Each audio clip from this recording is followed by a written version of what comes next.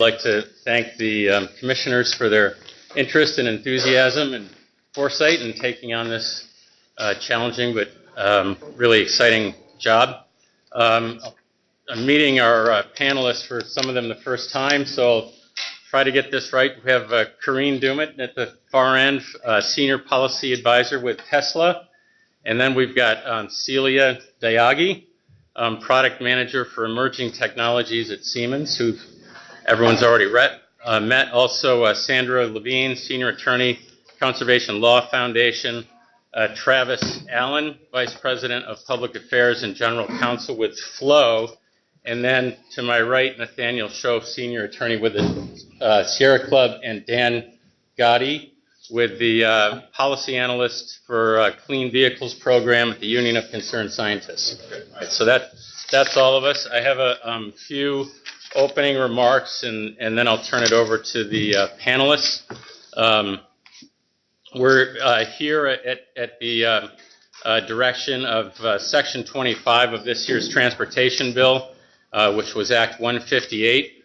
The Public Service Department, the Agency of Natural Resources, and VTrans all worked collaboratively on Section 25, and that charges the PUC with undertaking this investigation. The agencies and the legislature also received a lot of helpful input on Section 25 from the distribution utilities, EV charging network companies, the Public Utility Commission, advocacy groups, and others.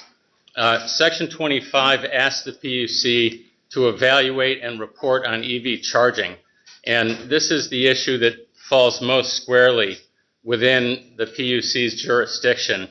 The title of Section 25 of the Transportation Bill is, quote, Public Utility Commission Report EV Charging, end quote. And the first paragraph of Section 25 says the PUC is to complete an evaluation and submit a report concerning the charging of plug-in electric vehicles. And then Section 25 lists the issues for the PUC to consider, and that's essentially a pretty good laundry list of the barriers to EVSE deployment. So really the focus of panel 3 today, barriers to EVSE deployment, is really the core issue of the PUC's investigation. I think one way for the PUC to state its central goal for this investigation would be to see what it can do to make the business climate around EVSE as favorable as possible, while of course balancing other relevant considerations, including utility rates. Most drivers, as we've heard, EV drivers who can will probably charge at home most of the time, but publicly available EVSE will be needed for long trips and for EV motorists who cannot charge at home or their apartment or hotel. And some analysts have actually said that charging infrastructure is now the greatest barrier to vehicle electrification. So vehicle electrification, as you've already heard, does face several barriers, and it does make complete sense for the PUC to take a broad view, both for context and also to look for opportunities to help overcome those that it can. So for example, utilities can certainly assist with consumer incentives to help boost EV sales and can also help with education and outreach about EVs. But many of the challenges around charging, including those enumerated in Section 25 of the Transportation Bill, may be where the PUC can have the greatest influence.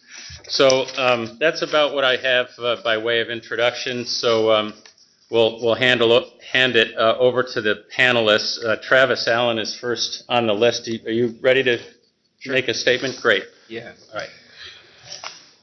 So thank you, commissioners, for having us here today. Not one, but two Flow representatives, and we're really happy to be here because we see what Vermont is doing as joining a group of subnational jurisdictions across North America who are making real strides and real progress on this issue.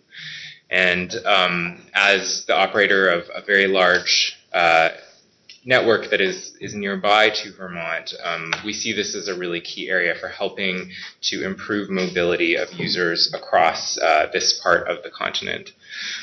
When we think about barriers to charging infrastructure, we always think of it from the perspective of the consumer, the EV user. That's what matters, because if we're going to make this work, it's going to be about conversations around the coffee table, people sharing their experiences and telling their neighbors, this actually worked for me and I'm saving money. And the biggest threat, frankly, is people saying to their neighbors, I got stranded. Or, you know, this is hard for me, this is too complicated, it isn't working. And that, at the end of the day, those individual conversations are really what matters for the success of this market. So we believe that in order for this to work, charging infrastructure has to be reliable, it has to be convenient, and it has to be cost effective. Those are the things that people really care about. And the number one of those three, and they are intentionally in that order, is when it comes to public infrastructure, reliability. It has to be there and it has to be ready to work when you need it. That is what we have learned. We also come from a climate that has some cold weather, and you just cannot let people get stranded. And so that means that there is a degree of maintenance and inspection that are not free, but they are essential to making that public charging network work. So if we look at a typical EV user's journey, you know, we've had a lot of conversations about how most of that charging happens at home. And so it matters a lot that the charger can perform in all weather conditions. As many have said, that it links in with utility demand response programs. There are specific issues for folks that don't live in detached homes. So even though it might not be very common here in Vermont, there are people who live in multi-unit dwellings, and there are specific barriers that they face because of the way that parking is typically owned in those contexts. So while it may not be directly related to your mandate, there are big opportunities to try and help ease the adoption of charging infrastructure in MUDs, and in some cases, utility programs have helped support that to make it easier for installation. The biggest thing is building codes. So the codes that govern those buildings, having enough electrical capacity to charge a lot of parking space users, and then also ideally having conduits so that it's easy to install charging infrastructure at stations, preferably load management in respect for not only utilities but building electrical bills, so that you can have power sharing and power limiting. And some of those ideas also apply to the second most common place where people charge, and that's at your workplaces.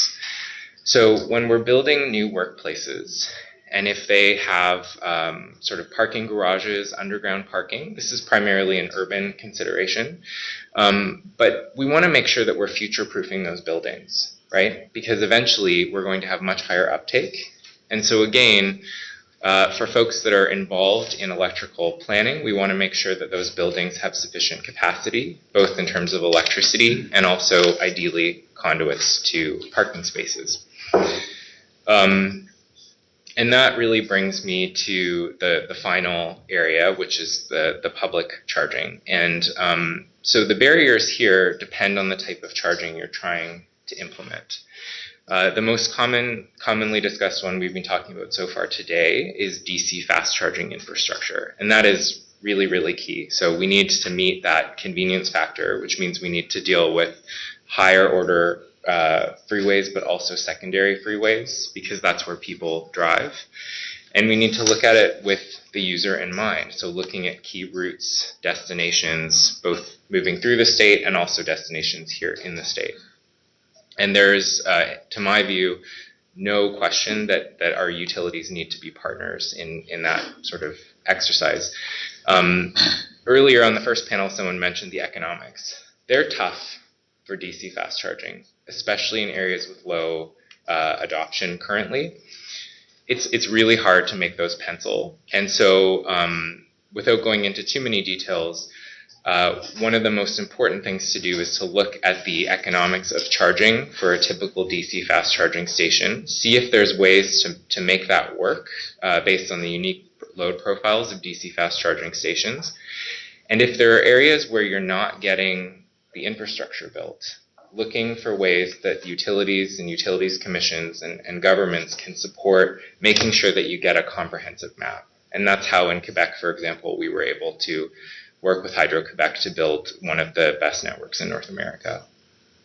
I'm a little over time and I don't want to take away from the other speakers, but I would just mention though that public charging also involves level 2s, and there are a lot of really innovative ways to use level 2 charging, which is cheaper, lower load, to provide coverage in especially municipalities. And this can include both sort of destination charging at commercial centers, but also curbside or on-street charging, which we have deployed in great numbers in Montreal. And that lets people charge when they drive up to the curb where they would maybe use a parking station as well. I'll conclude there. Thank you. Right, Dan? Great. Thanks, everybody. Thanks for holding this important hearing. I'm really excited to be here. My name is Nathaniel Gotti. I'm a policy analyst with the Clean Vehicles Program at the Union of Concerned Scientists. I work on Northeast state and regional policies for the most part, which means that I spend a lot of my time thinking about how we help Northeast states hit some of our big economy-wide climate goals. And I'm here today with some new, hot-off-the-presses analysis.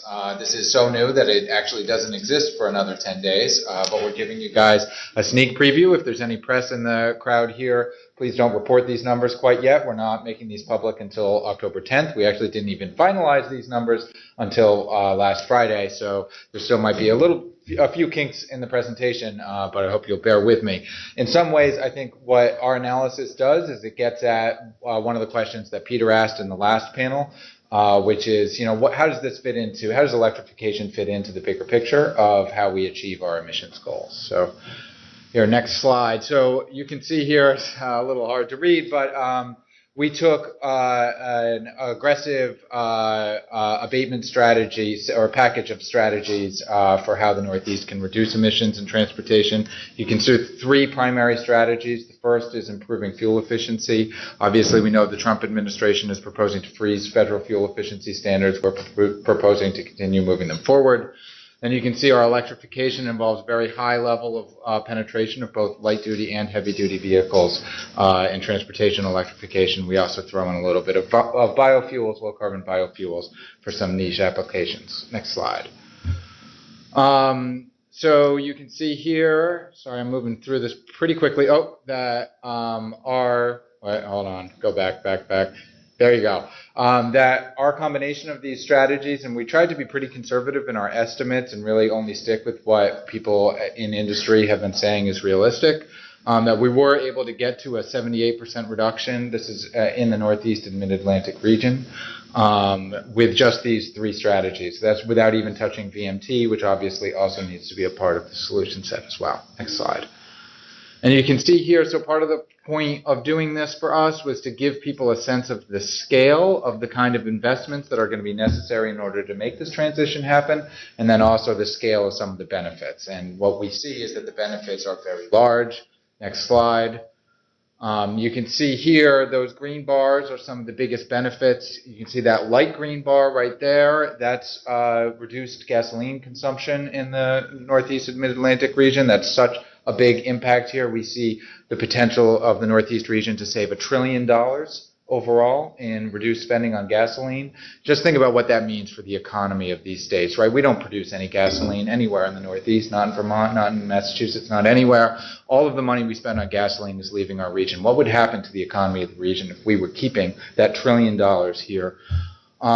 Then you can also see that second green bar, more relevant to this discussion, is utility ratepayer benefits. So that's the second one from the top, kind of the modest size chunk. We see significant benefits from smart charging and from being able to use grid assets more efficiently. And actually, one of the things that we show in this analysis is that the grid benefits will be significant and will be comparable to the total costs of electric vehicle charging infrastructure. I can give you some state numbers. We don't have those on the special fancy slides yet, but here in Vermont, we show potential grid benefits of being up to $40 million a year by 2030. So that's all money that would be used to reduce rates for ratepayers in Vermont not just electric vehicle owners. In addition to that, we also show our total savings in Vermont is over $13 billion in reduced spending on gasoline. Next slide. So, realizing I only have 5 minutes, let me just go quick to some of our implications, especially from the perspective of charging equipment. The first is that utility investment in electric vehicle charging equipment is a good deal for ratepayers. So even if ratepayers were on the hook for all of it, and I think we all know that there will be multiple funding streams operating here, it would still be a good deal for ratepayers. With a lot of third parties providing funding streams, it'll be a great deal. Home charging we see as utterly essential, 80 to 85%. I think that number's already been thrown around. We think that's going to only climb as vehicle ranges go higher in Vermont. Where you have a lot of single-family homes, you don't have as many obstacles to sort of having to figure out on-street parking. We think that'll be even higher. So home charging, we think that that's critical for us to address in the infrastructure context, not just putting all those costs on consumers. We think reducing upfront costs remains absolutely critical to deploying both the vehicles and the charging stations. So, for example, some of you might have heard some optimistic reports about EVs being able to reach upfront cost parity sometime in the mid-2020s. Our analysis doesn't show that. We show that electric vehicles will continue to be higher in cost upfront, cheaper in terms of total cost of ownership, but higher in terms of upfront charges. That's something that we're going to have to continue to address. So imposing a lot of costs on vehicle purchasers is going to be a real challenge in this space. We find that heavy-duty charging is going to be particularly challenging in terms of the charging infrastructure. Heavy-duty vehicles we anticipate are going to need a lot of DC fast charging or even higher kinds of charging. So being able to make that cost effective means dealing with demand charges. It means dealing with the cost of heavy-duty charging infrastructure, which will be greater than the light-duty charging infrastructure. And then finally, of course, charging has to be managed to maximize ratepayer benefits. We think that the nice thing about this is it's not like you have to massively change human behavior here. Most people are naturally going to want to charge their vehicles at night. That's a great time for these vehicles to be charged at modern-day battery ranges. For the most part, that's going to give you all the charge that you need. All of which, just to sort of summarize, is to say that, I think we are going to need new public kinds of funding streams in order to be able to make this transition happen. We're calling for the creation of a market-based program similar to the Regional Greenhouse Gas Initiative in the Northeast states, which would provide a nice chunk of money for this. We also think that other things that we're doing right now in other sectors of our economy, for example, a systems benefits charge currently being used to fund a lot of energy efficiency improvements here in Vermont, other kinds of funding streams. We need to be thinking broadly about how we get dedicated funding for these kinds of investments in this space as a whole. Overall, I should say, even though this panel is mostly about the charging equipment, we find that the need for funding for vehicles itself, that the increased cost of the vehicles will be the largest source of funding needs for the state and for the region. I think we have the ratio as about 4-to-1 in terms of increased upfront costs to the charging infrastructure. So we need to be thinking about how we build the infrastructure. We also need to be thinking about how we make the vehicles cost-effective and cost-effective upfront. Thank you. All right, thanks, Dan. Celia, we heard from you a little earlier. Do you have some more specific to barriers to EVSE deployment? I do. Yes. Yeah. Thank you. Again, Celia from Siemens. Just to restate from earlier presentation, I think you guys remember that it's a global slide of Siemens 100,000 deployments globally. In questions during the break, it came up that what are those deployments? So for Siemens, really, we're a manufacturer of the level 2 charging stations. We have DC fast charging stations, bus charging stations, and then a lot of what we focus on and what you guys will hear here again is the electrical distribution gear. That is used either to stabilize grids from a high voltage, low voltage, or medium voltage perspective, and designing that gear. We also manage a whole suite of software that can work with that load management or the charging stations themselves. So just to be clear, this is Siemens' position and our offering for the transportation electrification market and those 100,000 deployments globally. For market barriers specifically, this is what you guys will see is the picture of the 3 sort of areas that for us have become very apparent that they need to work together.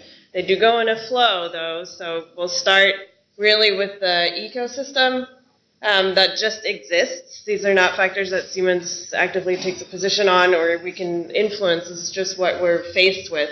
And I think they will be very apparent to everyone in the room today. The reason we have italicized the EV model range and availability, that really it's temporary.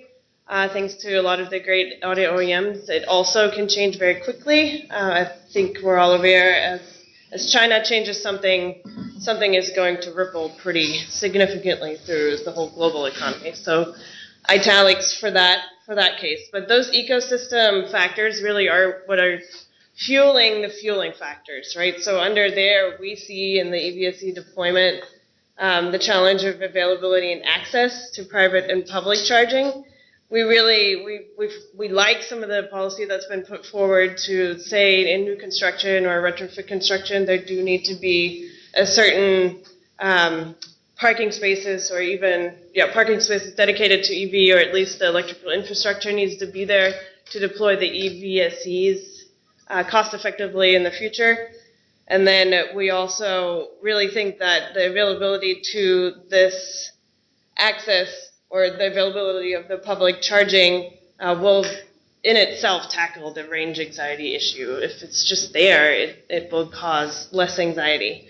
For standards and interoperability, I think we talked about it briefly also on panel number 1, but it's important to, again, drive home the point that a driver needs to be able to really easily access the station. So they need to work together. The driver's not going to really care about much of the station, just that they can use it. So credit cards for us is really a very global way of payment today, and credit cards should be something that is globally available on charging equipment itself. I think I heard you guys mention a lot about visitors coming into the state as well. And if visitors are coming into the state today, everything that they're buying in Vermont, they can buy with a credit card probably, so why not their charging as well. For rates and rate design, those really, we are a big fan of the rates that are making a difference for lowering the total cost of ownership for everyone, right? So they need to be for us not just designed with EV charging in mind, but also for sub-metering in mind, and that can go as far as not just the having the EV or having the whole house sub-metered on a special EV rate, but having the EV charger sub-metered on a special charging rate. And I think the technology's out there. If it's not out there, then we're not marketing very well, I guess. Let me put it that way. Lastly, but very, very important in those fueling factors is data access. So I think we've touched it. A lot of people have touched on it today. But that data that's really being collected from the chargers themselves and from the network providers needs to be available for utilities. I think we heard it in the last panel for best demand management practices. They need their data. They should have all the access that they can get to their data. Utilities need the consumption and movement data of the drivers and the chargers because they are the ones that are doing the planning and the operation. So they need their data as well. Customers need their access to their data, and then industry will also need access to the data just for continuing to be innovative and continuing to develop other business models. So for us, really the ecosystem factors is what is fueling the sort of challenge that is in fueling these electric vehicles, and any barrier that can be removed that is today in place of not allowing that total cost of ownership to be minimized is really needs to be addressed. Great. Okay, thanks. Celia, Sandy Levine again. Hey, thanks. I'm Sandra Levine. I was on the last panel as well. I'm a senior attorney with the Conservation Law Foundation. And again, I'll provide some more in-depth comments in writing, but in summary, as we heard both on panel 1 and we talked about this on panel 2 as well, technology is rapidly changing, as are external factors. And it may not be changing as fast as cell phone technology, but this is not an area where it's wise to be making investments now and still be paying for them 20 years from now. And I think that's key to looking into what we are investing in and how we are making those investments. In terms of barriers, broadly, they're the same barriers that I think we see for electric vehicles, and others have talked about them. I put them in categories of cost, access, and convenience. If EV charging were as ubiquitous as gas stations are, there would probably be more EVs on the road. That said, a key benefit of EVs, and I talked about this earlier, is you don't need a gas station to charge your electric vehicle. You can charge your electric vehicle at home. You can't fill up your gas-powered vehicle at home, or unless you're a farmer, you can't do it. So I think that's a key benefit that we could really build on in the state. And so, as I also said, fundamentally, every electric outlet is a gas station. And if you compare the opportunities going forward to the increase of outlets at airports and kiosks and public charging for your cell phones, I mean, anywhere you go, and see how we can fit electric vehicles in our electric vehicle charging into that model as well. So it may not be so much that you always have to be able to travel 200 miles. You just always have to be able to charge quickly or have charging available.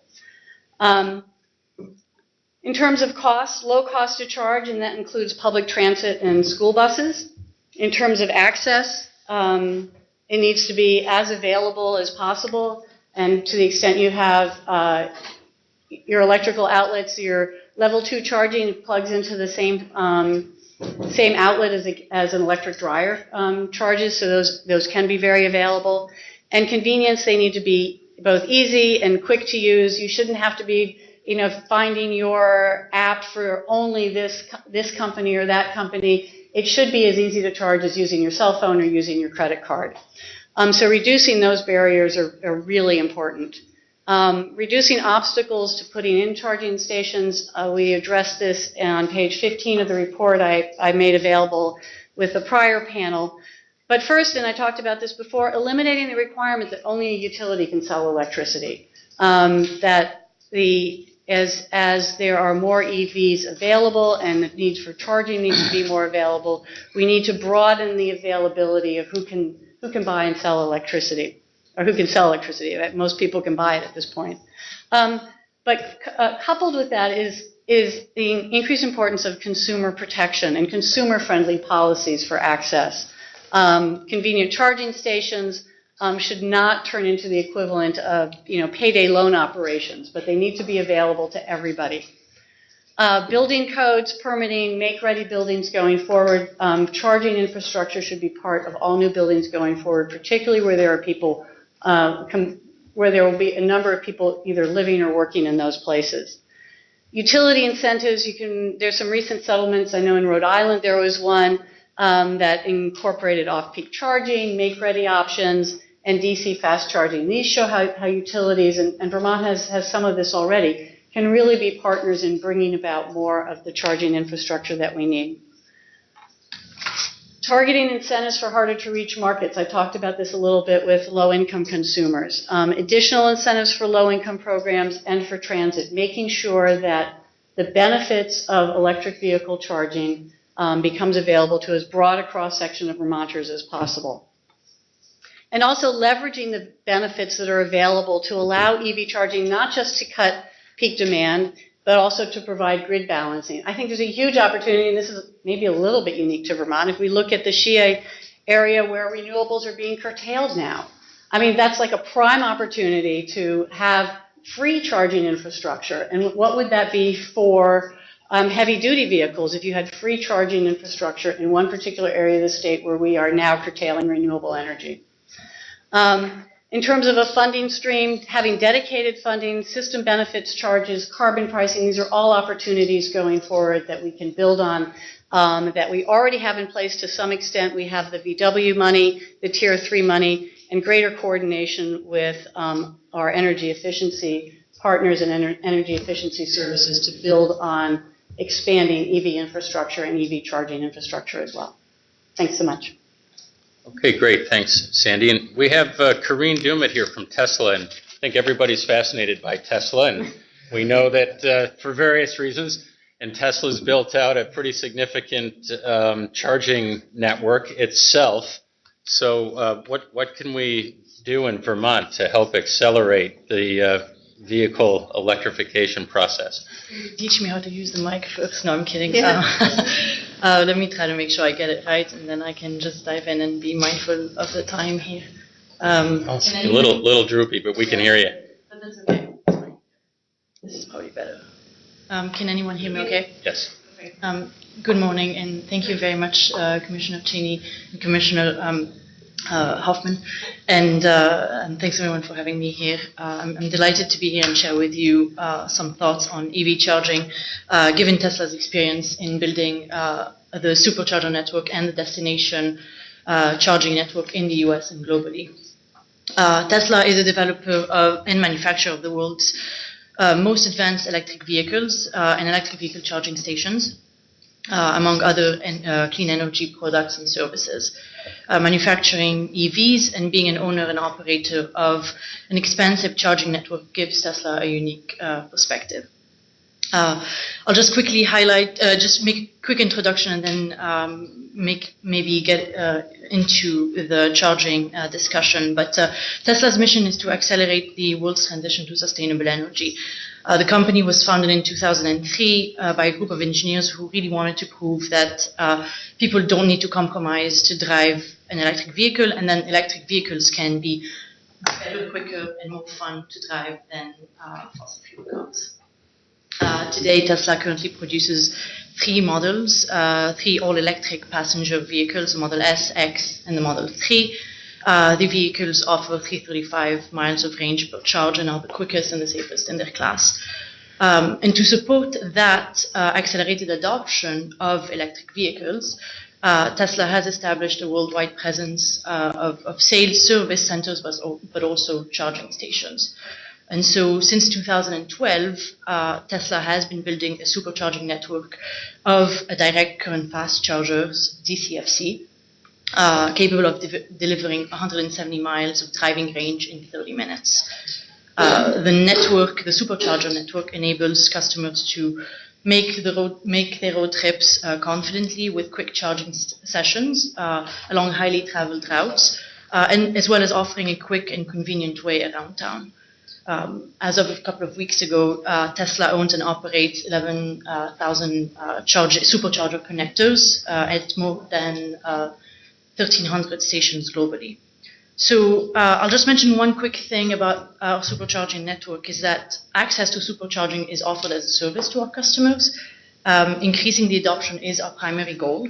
And so the customer experience with charging infrastructure for us is key to help drivers make that transition to driving electric. We also work with site hosts to deploy level 2 charging stations, which provide about 25 to 50 miles of driving range per hour as part of our destination charging network. So that network includes publicly accessible chargers located at hotels, restaurants, shopping centers, and other local attractions around the country. You can see all of that network online. I wish I had my phone on me. But you can see it online, and if you are in the vehicle, you can also see that network on your dashboard, both the supercharging network and the destination charging network. I know that Vermont is signatory to the public health and environmental health standards that will require a total sales of zero-emission vehicles, to reach 800,000 by 2025. And so increasing access to infrastructure and ensuring customers have that great experience with their EV is important and an element to reaching those goals. And so I'm pleased to see a lot of efforts underway in Vermont. And I'm really thrilled that, or happy to be here. And I think that as you look at as you look at ways in which you tackle all the questions that we've heard today, I think it's important to focus on the threshold questions initially, at least, that will provide utilities with some clarity about their roles, so that they can develop EVs, EV plans, and they know how to be a participant in this as well as others. And so the question I think at top of everyone's mind that you've heard many of my colleagues is, where can I charge and how long is it going to take? And so for most customers, consistent, reliable access to charging makes the difference between buying an electric vehicle or a traditional gasoline-powered vehicle. The cost obviously plays an important role. I think you've also heard that more than 80% of EV drivers charge their cars at home or at work. And so if home or workplace charging is not available, drivers are less likely to purchase an EV. And so we think the best way is to charge where you park. Right, the concept of charging where you park really takes advantage of the fact that your car sits idle most of the day. And so I think level 2 charging, along with that, level 2 charging plays an important role in that it enables that ability for drivers to charge where they park. I think it can provide a great customer experience. I think it can lower grid impact as well as lower costs. Certainly, customer access to DC fast charging is important for long distance travel or other situations. And so I'll quickly highlight some of the barriers or opportunities that we have seen. I think a few of those my colleagues have mentioned them, but so I won't dwell too much on them. I'll just mention a couple of things. One with respect to rate design, providing price signals that encourage customers to charge during certain times. For example, if the objective is to maximize charging during times of highest solar production and to help with the duck curve. Or, for example, on the flip side, the objective may be to charge at off-peak or encourage charging during off-peak times or charging at night. Across the Northeast specifically, but I know across the country, certain state PUCs, most recently in New York and Connecticut, have approved utility proposals to offer, to look at rate designs, or at least they've looked at rate designs from the perspective of residential customers, but they've also seen or looked at proposals to offer a rate for DCFC customers, like a demand charge holiday, that basically removes the demand charge component of rates that for DCFC customers, which are usually on a commercial or industrial rate. And those types of rate structures, since we're currently at a time of low utilization, help reduce the cost or the cost barrier. I might need to move you along. I'll just mention a couple of things. EV Ready-Make program play an important role. Utilities participation, increasing awareness, customer access, ride and drives, and also figuring out what opportunities building codes offer, or enabling EV charging in new construction or retrofits. So I think central to that is certainly the customer experience. So as we think about all of these opportunities, maintaining the customer experience at the center of this. Thank you. Good. Thank you very much. Okay. Nathaniel Show, Senior Attorney with the Sierra Club. Thanks, Dan. Thanks to the Commission for having the Sierra Club be part of these panels today.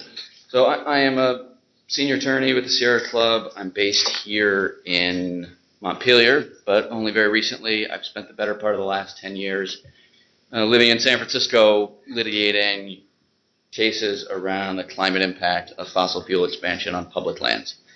And what I know from that work and why I'm so excited that the state is taking a strong look at EV policies is that if we're going to win on climate, we have to do two things. We have to decarbonize the grid, and we have to get to 100% electric vehicles. And we have to do both things fast. What I hope to bring to this discussion, and what I hope the commissioners feel at the end of today, is that there must be a strong sense of urgency to tackle these problems. Winning slowly on climate will mean all of us lose. And I think anybody who's worked, Dan mentioned the CAFE rollback standards that's under consideration right now. Anybody who's worked on the federal policy side knows that there's a big opportunity for states to lead. And I think that the approach that the Sierra Club advocates here, and it's one primarily from an environmental perspective, but our members are also ratepayers. I think Vermont, as we shape our policies, we ought to be cognizant that we're not writing on a blank slate. Other states have taken a look at similar problems and come up with various solutions.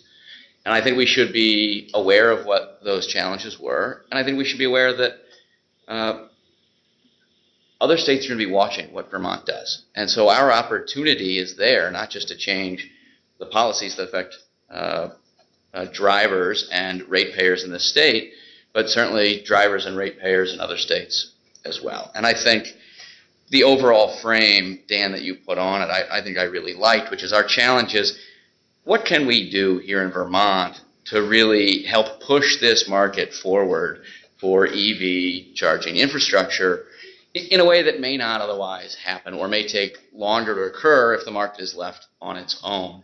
And we see a big role. We think that promoting new charging infrastructure is a very effective tactic for promoting new EV ownership. And I think that's been borne out both in the scholarly literature, but also in lessons learned from other states and other jurisdictions. One thing I want to touch on is that in a very short amount of time, I do want to offer some concrete solutions or ideas that the state ought to be looking at, recognizing that there's not going to be a one-size-fits-all approach from Vermont to other states.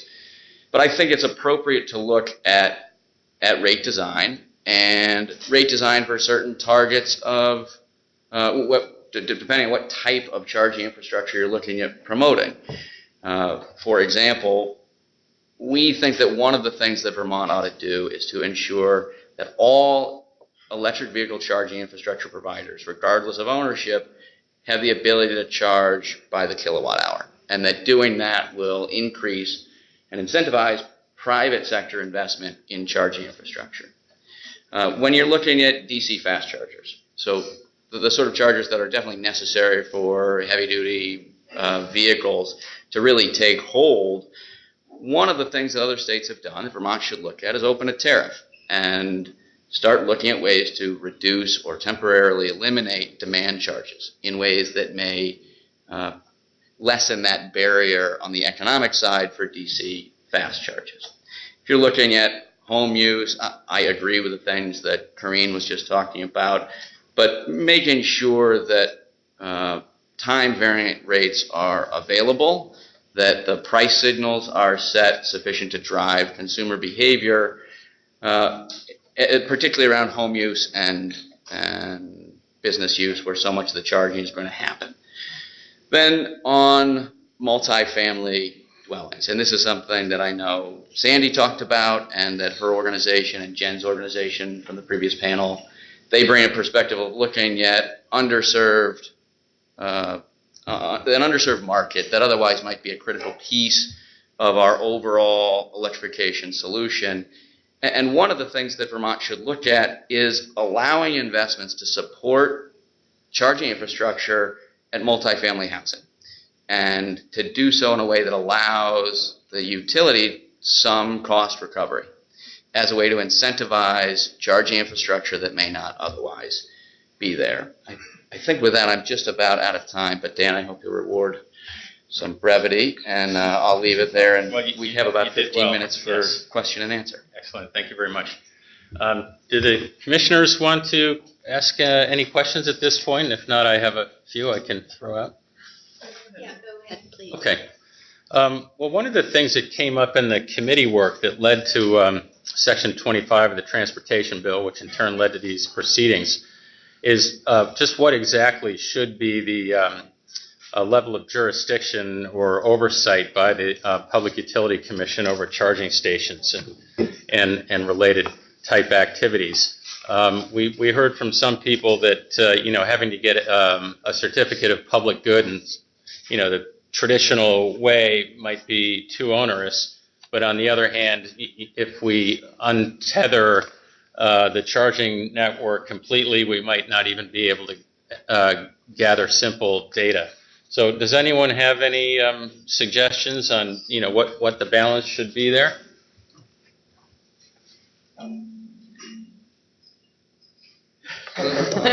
I'll jump in. Yep. Though I don't want to step on the toes of the next panel because I think they're actually addressing jurisdiction. That's true. I didn't mean to steal your thunder there. But.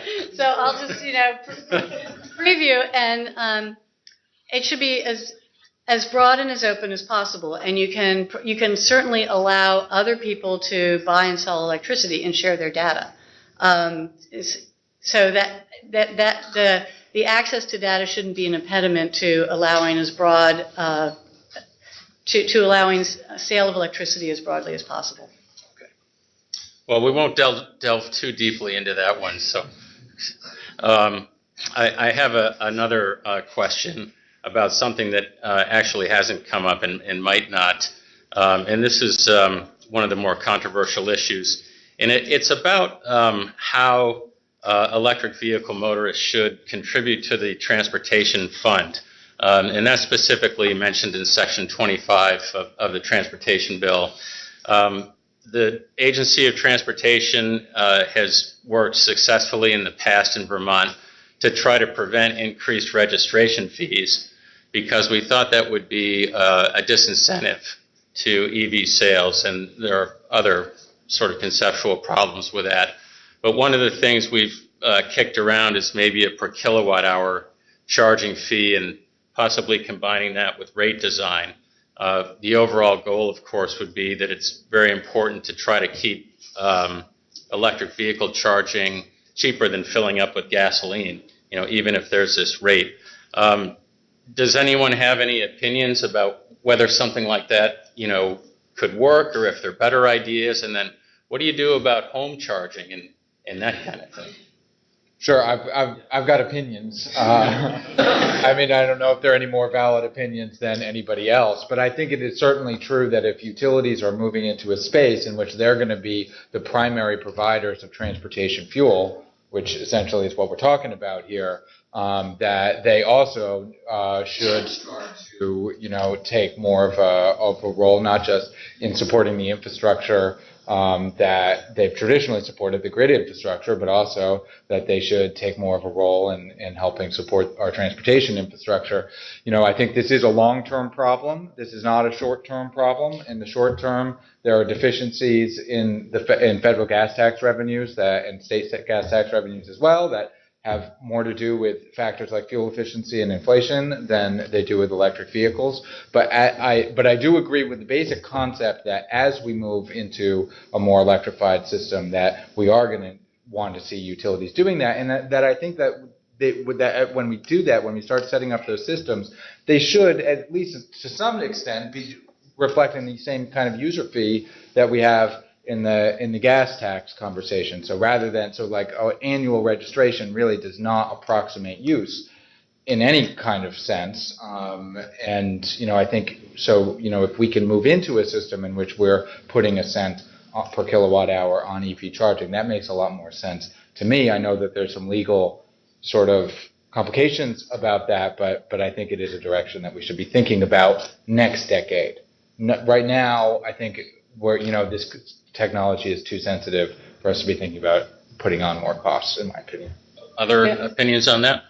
Yeah, I'll just add that a per kilowatt hour fee at a time when there's not sufficient penetration of electric vehicles that we're really at the level that we need to be to meet our climate reduction goals does not make sense at this point.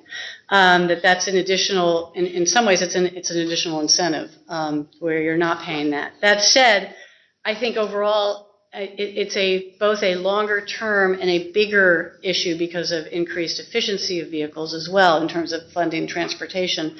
And the more quickly we can move towards a vehicle miles traveled fee, which would put everybody on a level playing field instead of just gas-powered vehicles, and then at the same time put in place carbon pricing that creates additional incentives to move away from fossil fuels. I'll just say from my own experience, it's very difficult to go down to the legislature or other forums to talk about vehicle electrification policy without the whole discussion sort of veering into this sort of free rider argument. And I definitely appreciate Sandy's remarks that, well, if we were making kind of an all-out effort, and right now we're so early on, maybe we'd continue to have this incentive. But it seems like we might actually get more done, in my own view, if we can just put kind of a marker on this at least and try to figure out what we can do going forward, even if it's a small fee at first, so we can sort of move on and talk about other things. But that's just my perspective on it, because I don't think we tend to be sort of steep in these issues in this room, and we're all interested in vehicle electrification, but other people sort of think differently. They're thinking very financially about things, and it seems like if we can tackle this, maybe we can make more progress moving forward in the conversation. So this is my opinion on that. Go ahead. I guess one other quick thing I would say there is that we have this double challenge right now in which we need to create transformative change in our transportation system at the same time that our transportation system in every state in this country doesn't have enough money in it just to maintain and put one foot in front of the other. That's a governance challenge, because that transportation funding problem is a very big problem. It's not a problem I have to think about that much, but it's a problem that people who are in charge of transportation have to think about a lot.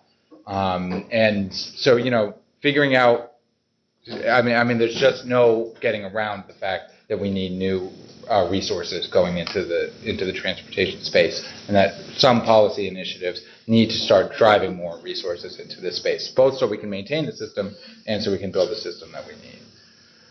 So are there questions from the commissioners or the audience? Yeah, let's go to the audience. Okay, there's one back there. I'm with the commission. Oh, okay, all right. So my question is following up on the discussion of the transportation fund and the question of free ridership. As this case proceeds, it would be helpful to the commission to understand what is the magnitude of the revenues that could be lost to EVs if there's not some sort of fee. So if anyone in the room has that kind of information. I can probably get you some projections on that. Right now it's very minimal, because electric vehicles pay ordinary registration fees, and they also pay purchase and use tax. So it's just a motor vehicle fuels tax they don't pay. And then you also could compare them to very fuel efficient vehicles, as somebody said. So it's a pretty small dent right now, like maybe a couple 100,000. But if we look at the projections that we've heard, it could end up being enormous over time. So it's something we're eventually going to have to deal with. And I think, sorry, just to add to that, I think the other side that comes into the cost discussion, understanding transportation is one aspect of it, but the other discussion that I think always needs to be had is what are your savings, right? If you're looking at the energy landscape and the disruption in transportation overall, if this actually comes true, you're going to have significant investments that would need to be made in grid infrastructure or additional generation assets or transmission lines or whatever, if you're not considering that. So if you're just looking at the cost of losing some revenue in transportation and you're not putting against it the benefits that can come from good planning and added load and kind of balancing all of this out, then we're not looking at the full picture. Yes? I would just respond to that. EVs do cost. I'm sorry, what was your name? Sorry, Peter O'Connor, Life in America. As you heard, EVs do cost more than conventional vehicles at the moment, which means they could pay higher sales tax. I don't know how Vermont does it, but that often goes to road revenue in some part. And the Canadian Center has shown the net tax impact of EVs being positive, even considering the high gas tax. And in Massachusetts, it accounts for 1% of transportation revenue shortfall. Uses back in those numbers. Dave? Dave Roberts, Drive Electric, Vermont BEIC. So question maybe starting with Travis or Corrine.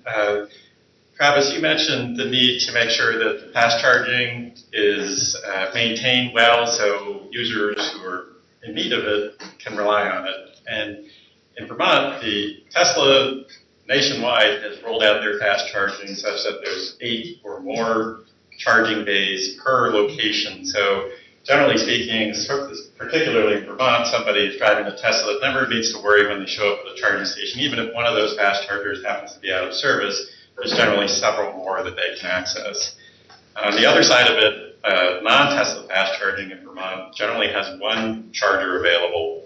And if there's an issue, as people have to scramble, find another location. There are some tools that drivers can use, like Plug Share, which is sort of like Yelp for charging stations. So, maybe they can check in advance, see if somebody was able to access it. But Travis, based on your experience in Canada maintaining your network, are you also looking at multiple locations? And when you're thinking about the cost for maintenance, is that like if you're spending $50,000 on a charging station, should you budget 10%, $5,000 of that a year just to make sure it's properly maintained? Do you have any kind of ballpark numbers for that? Sure. So, thank you. I think those are excellent questions and really important practical things to keep in mind. We find that EV users tend to be very aware of station ratings because of this issue, and particularly in areas where people drive further and may be going for periods without access to stations, they really want to see what they're getting into. So it is important. It's a key budget item. I can't give you specific numbers because it depends heavily on how many stations are deployed and their use level, but it's definitely something that needs to be budgeted for. So we do a lot of the monitoring through our network operations center. It's always pinging the stations. So we try to deal with things without users telling us, because that makes it more efficient. But at the end of the day, sometimes they do call you. And so whenever we deploy a DCFC, we always deploy it with a level 2 at least, so that there's always a fail-safe. And it's definitely ideal to deploy more than one DCFC, or sorry, I should say we recommend that to our clients. In some cases, our clients don't listen to us and we can't force them, but that's definitely our recommendation. And even better is the model that you mentioned where you'd have multiple stations in one place. And of course, that is always just going to be an economic question. Is there enough demand, or is the customer willing to make that investment? And what will be the impacts on electrical costs? Because as previous panel members have mentioned, demand charges can really ruin the economics of that kind of deployment. So you do need to budget for the maintenance. You need to budget for someone to go and do a physical inspection every year and make sure that things are operating as they should. If you have snow plowing, you can almost guarantee that eventually someone's going to nick a cable or something. So you need to factor in these things, and it can be, there's regional variation. But from our view, because of the role that public charging plays, which is to be there when you need it, as a premium service typically to allow you to do intermunicipal travel or longer trips, those investments are more than worthwhile to deal with range anxiety issues. Well, we can all tell you in Vermont what our mailboxes go through from the snowplows. Mine's in a splint right now. It's sort of leaning over. And I'll just say it's my understanding that the cost per port would actually go way down as you add ports. It's more the site costs that are expensive for fast charging in particular. That's correct. So, Riley, did you have a question? Probably the last one. Yeah, Riley, I'm on the Department of Public Service. So I heard most of the panel mention demand charges as an issue, and Travis just kind of reinforced that. I'm just wondering if there's a way of quantifying and bringing that home so that we can better understand just how important the role that demand charges can play as a barrier to a new electric public charging stations coming into play. Is there a way of quantifying the proportion of operating costs, something that helps to underscore its role and importance? I think we could get you some numbers. I'm saying we as UCS. I'm not deep into the numbers myself, but I certainly, I think our biggest concern has to do with in the TNC, the Uber, Lyft, ride-hailing context. Those definitely need fast chargers, from what we've heard, and in the heavy-duty space. I think we can give you some numbers that show how challenging it is to be able to make cost-efficient investments in DC fast charging in those areas, and how it really just, you end up with an electric bill that is like 70-80%, demand charge, which, I think that's obviously something that would be a pretty big limitation. Yeah, it's a significant portion, specifically at low utilization. I know off the top of my mind, and I'm happy to follow up at a later time. There are two proceedings that come to mind. One is in Connecticut that examined, I don't know if they went into the detail of the question, but there was some look into a demand charge holiday proposal from one of the utilities that operates in the Northeast. And I know that there's probably another one in another state. So I'm not having them on top of my mind, but I can try to see if we can follow up, if there's an opportunity for comment at a later time. Nathaniel, did you have something quick, and then we'll wrap it up? Yeah, just that there is an open docket right now in Pennsylvania. This question is part of it. The comments, I think, are due on the 22nd, 23rd, something like that. But this is part of that, and I can tell you that as part of the comments the Sierra Club's putting together, there is some quantification of numbers in there. And I think it can be often around 60% of the electricity charge. It comes from this demand charge that happens for fast charging, where you have a really high ramp up, but low utilization. Yeah, I'll just add is that because DCFC customers currently, in the absence of an EV charging rate, they're billed similarly to any commercial and industrial customers, so they're billed under the CNI class. So I'll just add that to what you just said. Good, okay, thank you. Great, thank you very much. And we're doing pretty good keeping on time. Thank you. We're 1 minute over. But we're also going to be equally strict getting back here. We have 55 minutes, and we want to hear both our panels this afternoon to their fullest extent. So we'll see you again at 1:30. Right. Meet you, Dan. Are you Hey, yeah, great. Josh Berman? Yeah.